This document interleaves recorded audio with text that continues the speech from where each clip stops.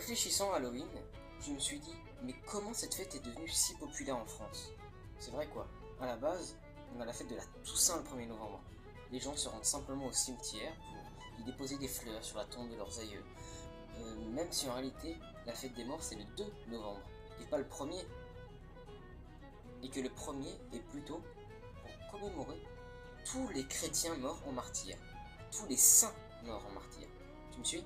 Donc à la base, la fête de la Toussaint, le 1er novembre, qui au bout du compte est un peu devenue la fête de la chrysanthème, alors dans cette première version, c'est sûr que c'est une fête qui ne profite qu'aux fleuristes, alors que là, avec la fête d'Halloween, tout le monde peut s'y retrouver. Les cinémas, les entreprises de bonbons, le maquillage, les bars, les clubs, et j'en passe. D'ailleurs, est-ce que tu savais que Halloween est une abréviation de All Hallow Eve, qui signifie littéralement la veille de tous les saints, c'est-à-dire la veille de la Toussaint. Bref, dans la version de base, il n'y a pas de surenchère d'une année sur l'autre. On ne cherche pas à mettre plus de chrysanthèmes que l'année précédente ou à faire une chrysanthème plus grosse que l'année précédente. Avec Halloween, d'une année à l'autre, il faut essayer de faire mieux. Du moins, il faut essayer de faire pire. Toujours plus effrayant, plus terrifiant, plus épouvantable. Il te suffit de taper Halloween sur YouTube pour voir les dizaines et dizaines de vidéos de maquillage pour Halloween, comment faire son costume d'Halloween, tous plus effrayants les uns que les autres. Et je me pose juste une question. Pourquoi est-ce que les gens aiment tant cette fête? Bah attends, certains me diront, bah attends, pour une fois que dans l'année, tu peux t'habiller comme tu veux, et puis c'est l'occasion de passer une soirée avec tes potes, de manger des bonbons, le lendemain c'est férié, c'est cool quoi. Et puis des événements comme ça, en vrai, il y en a pas tant que ça dans une année. Ok, je comprends. Mais d'où vient cet enthousiasme pour le côté glauque? Du coup, c'est fun. Non, certains diront c'est fun, c'est tout, c'est juste pour rigoler.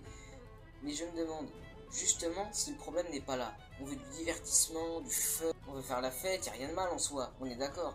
Mais souvent, on finit par oublier le centre de ce qu'on célèbre réellement, les symboles qu'il y a derrière la fête d'Halloween. On s'en fiche un peu tant qu'on peut s'amuser, qu'on fait de mal à personne.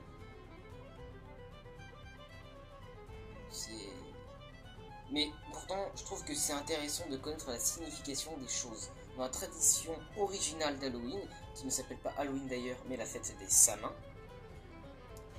et c'est une fête celte, de déguisement qui servait à trouver la paix avec les esprits, à conjurer le mal ou encore à tromper la mort.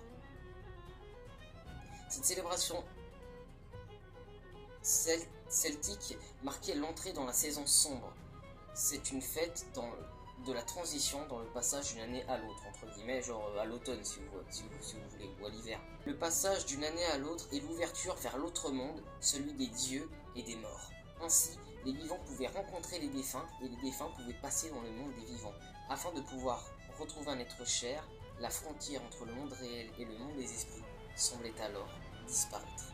C'est sûr, plus personne aujourd'hui s'attend à retrouver un vrai mort le soir d'Halloween, ni à entrer en contact avec des esprits. Après tout, il n'y a aucune preuve que ces derniers existent, diront certains. Et pourtant, il suffit de taper le mot esprit sur YouTube pour voir le nombre de personnes. Les gens ont une vraie attirance, un vrai engouement pour ces phénomènes. Les films comme L'Exorciste, Paranormal Activity et bien d'autres.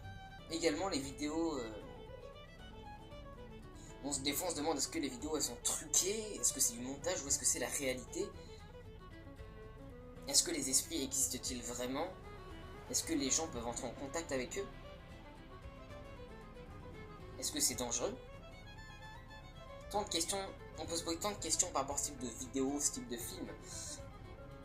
Alors c'est un mythe ou la réalité? Est-ce que tu as déjà tenter l'expérience ou est-ce que tu es attiré par ce type de phénomène? Dis-le moi dans les commentaires. Mais pour avoir des connaissances ou pour connaître des gens qui ont participé à des séances de délivrance exorciste si tu préfères, je ne recommande pas du tout de jouer avec ça, mais pas du tout, ça peut vraiment être dangereux. Il y a des risques certains, je t'assure. Si tu as des questions, pose-les moi en commentaire, laisse un pouce en l'air et abonne-toi à ma chaîne.